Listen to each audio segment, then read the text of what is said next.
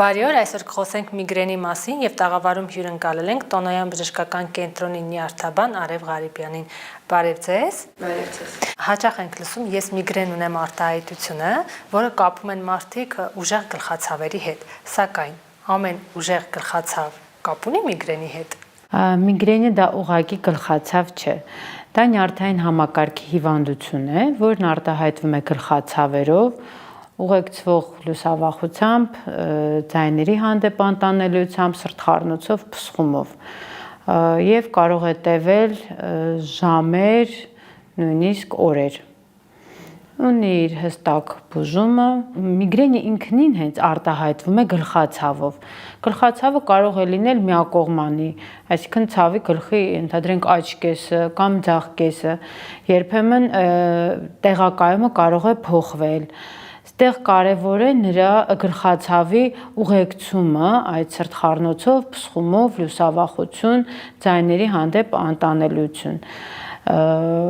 Իրենից վտանգ չի ներկայացնում, այսինքն կյանքին վտանգ չի սպառնում, իջեցնում է մարդկանց աշխատունակությունը եւ կյանքի որակը։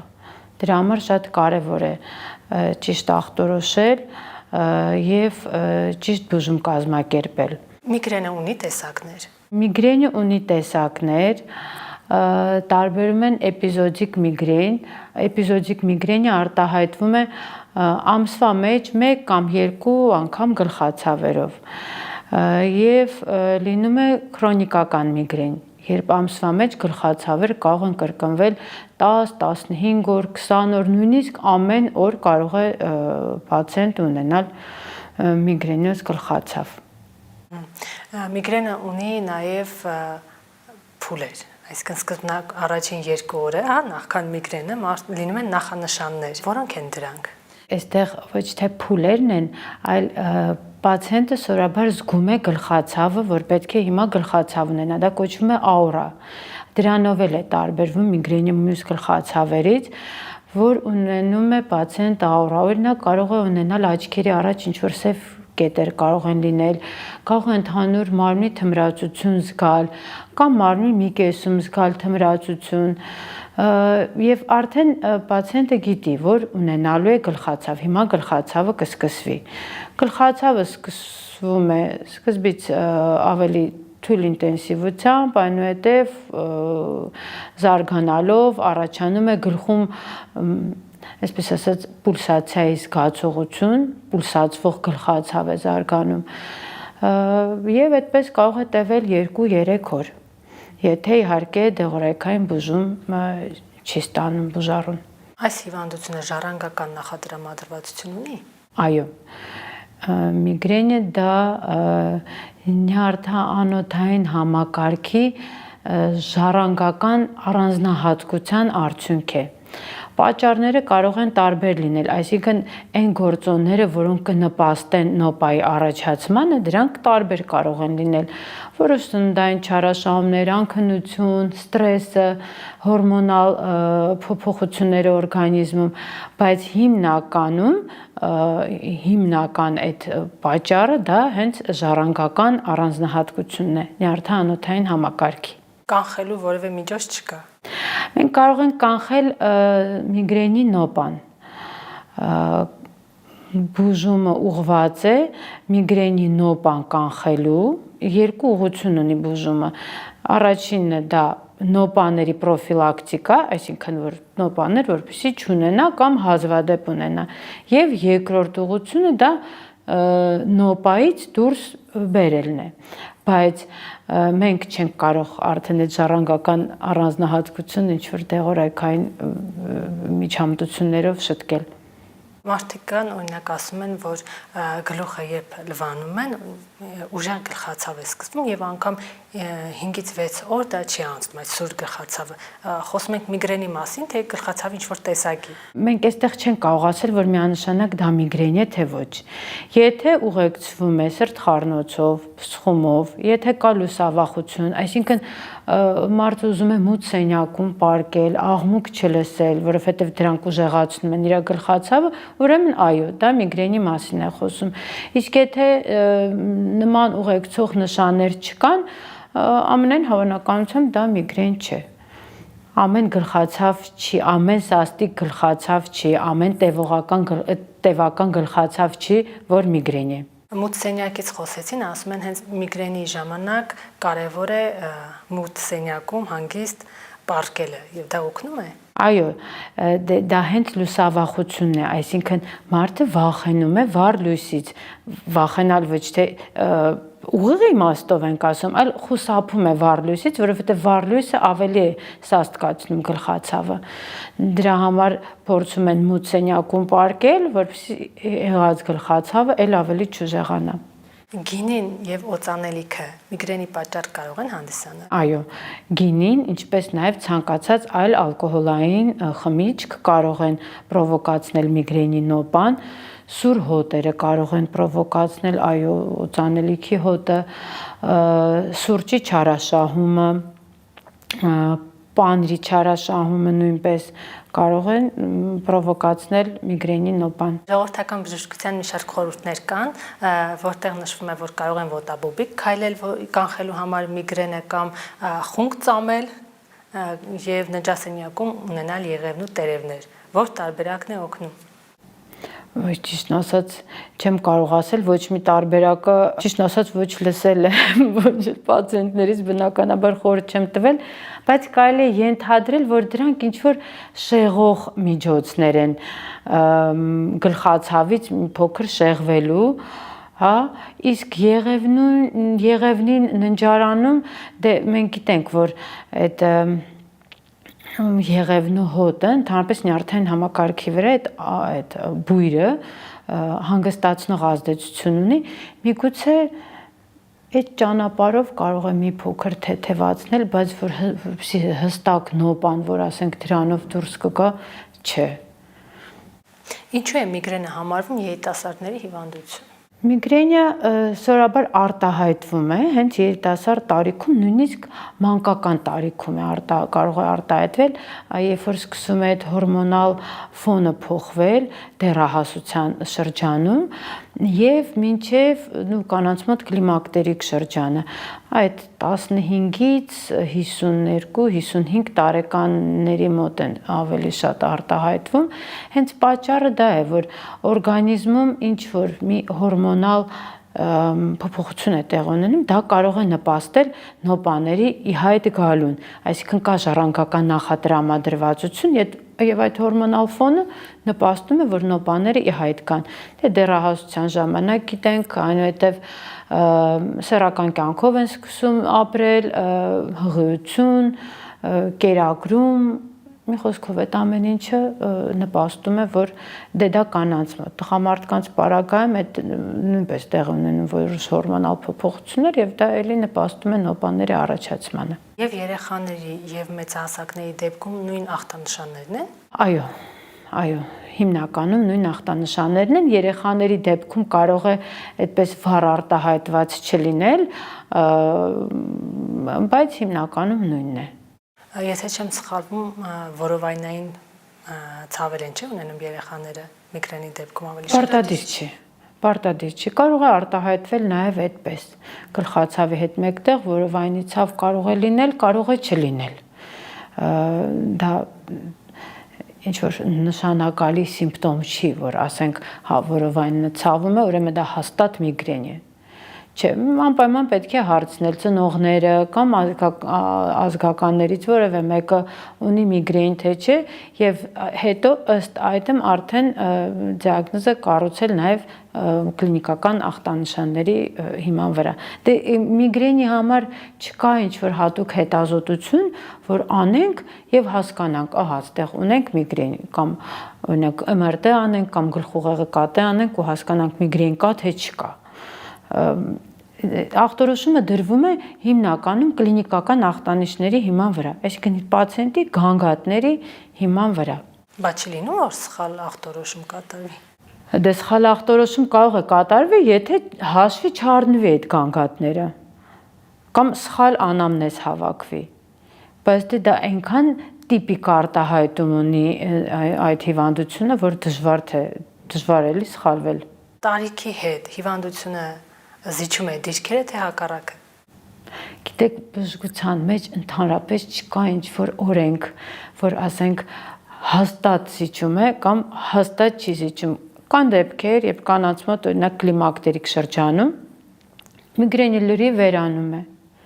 Իսկ լինում են դեպքեր, երբ որ կլիմակտերիկ շրջանում այն քրոնիզացվում է, այսինքն դառնում է ամենօրյա։ Օրինակ, հղիության ժամանակ հիմնականում նոպաները վերանում են, նույնիսկ եթե մինչ այդ եղել են բավականին հաճախ։ Կարող է հղիությունից հետո երկար տևական ժամանակ նոպա ընդհանրապես չլինի, մեկ էլ կլիմակտերիկ շրջանում նորից սկսի արտահայտվել, չկա օրինաչափություն։ Այստեղից հետևություն, որ ավելի շատ խնդիր ունենում են կանայք, քան տղամարդիկ։ Այո, կանայք հիմնականում ավելի շատ են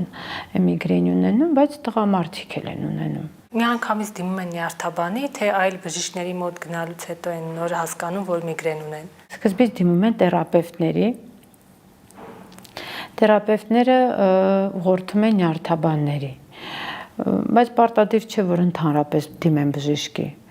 Կարող է այդ գլխացավով չդիմել, մտածեն, որ գլխացավ է, դե ցավ է, սա 2 օր կդիմանամ կանցնի, ցավազրկողներ են սկսում ընդունել չափից շատ,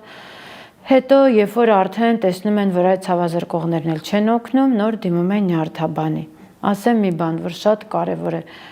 պետք չի երբեք դիմանալ այդ ցավին։ Եվ անզուսպ ցավազրկողներ էլ խմել չի կարելի, քանի որ դրանք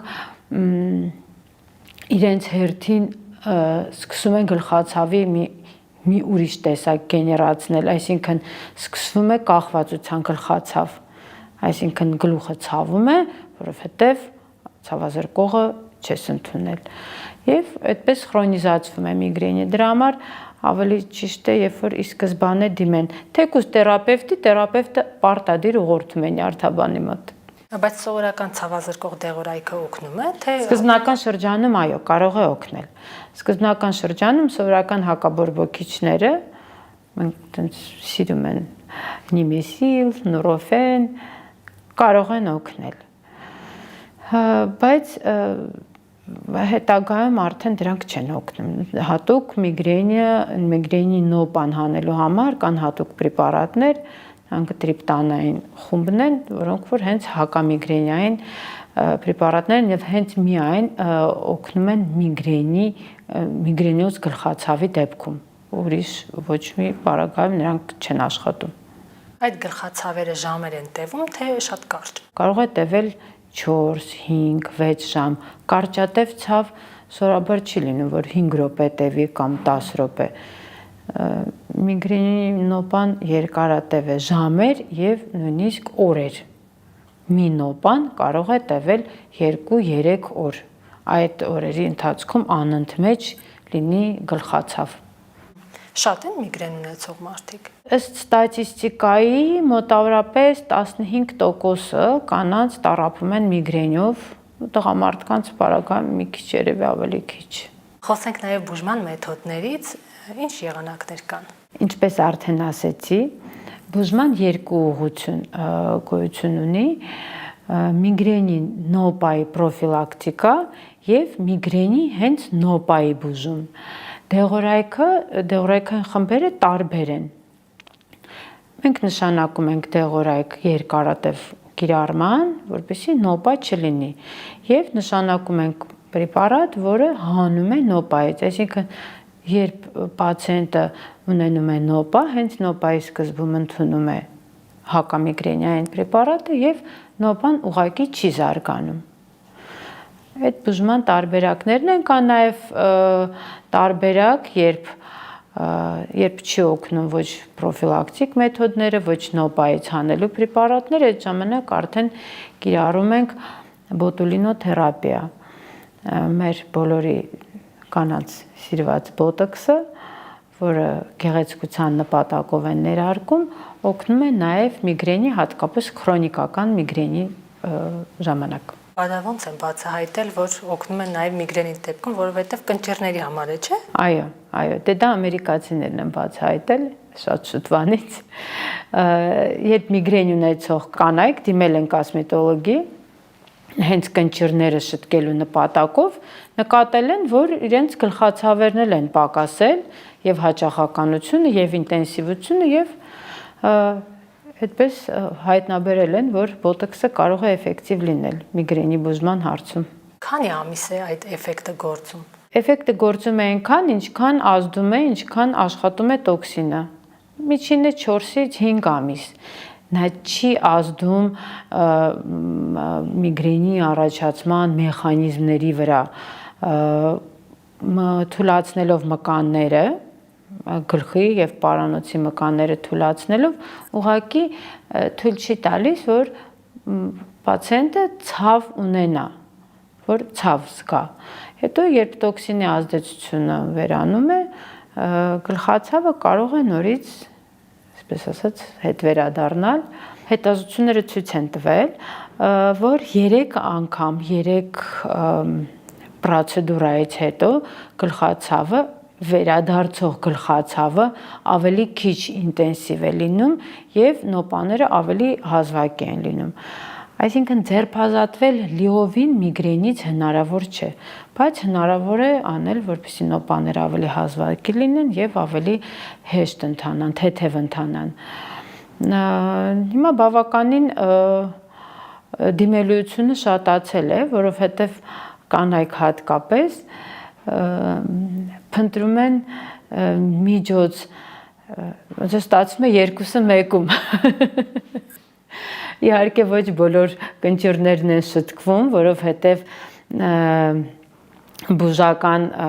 բոտուլինոթերապիան միգրենի պարագայում եւ կոսմետիկը մի քիչ տարբերություն ունեն, այնտեղ ներարկման զոնաները մի փոքր տարբեր են, հա, բայց ճակատային մկանների հարցում որոշակի շտկում տեղի է ունենում։ Ներարկումը գլխի շրջանում է արվում։ Ներարկումը, այո, արվում է գլխի մկանների շրջանում, ճակատային, քունքային, ծոծրակային, պարանոցային մկանների շրջանում է ներարկումը արվում։ Իսկ վիրահատական միջամտություն որ դեպքում է կիրառվում։ Վիրահատական միջամտությունն էլ են կիրառում, բայց ճիշտ կլինի այդ հարցն ուղղեք այն մասնագետներին, ովքեր զբաղվում են դրանով, նույն մկանների շրջանում է տեղի ունենում վիրահատությունը, այսինքն իմաստը կայանում է նրանում, որ եթե մենք բոտոքսով ժամանակավոր ենք թուլացնում այդ մկանները, այդ նյարդամկանային հաղորդչականությունը ժամանակավոր ենք անջատում, վիրահատության ժամանակ այդ անջատումը տեղի է ունենում երկարատև, կարելի ասել, ընդմիշտ։ Բայց ավելի ճիշտ ձեզ կպատասխանեն այդ հարցին այն մասնագետները, ովքեր անում են այդ գործողությունը, ովքեր զբաղվում են դրանով։ Այսինքն ամեն դեպքում լուծումները կան, մնում է մարդը ընտրի, թե որ տարբերակն է։ Միայն ընտրելը չի կարևորը, մարդը պետք է նաև ցուցում ունենա, որովհետև օրինակ էպիզոդիկ ամսվա մեջ 2 կամ 3 գլխացավ ունեցող պացիենտին բոտուլինոթերապիան ցուցված չէ։ Դա ցուցված է ավելի երկարատև, ավելի հաճախակի գլխացավերի դեպքում, երբ պացիենտը ամսվա մեջ ունենում է 10-15 օր եւ ավել նոպաներ, երբ չեն օգնում սովորական հակամիգրենիային պրեպարատները, երբ չեն օգնում։ Շնորհակալություն։ Ես եմ շնորհակալ։ Մենք զրուցում ենք Տոնոյան բժշկական կենտրոնի նյարդաբան Արև Ղարիբյանի հետ։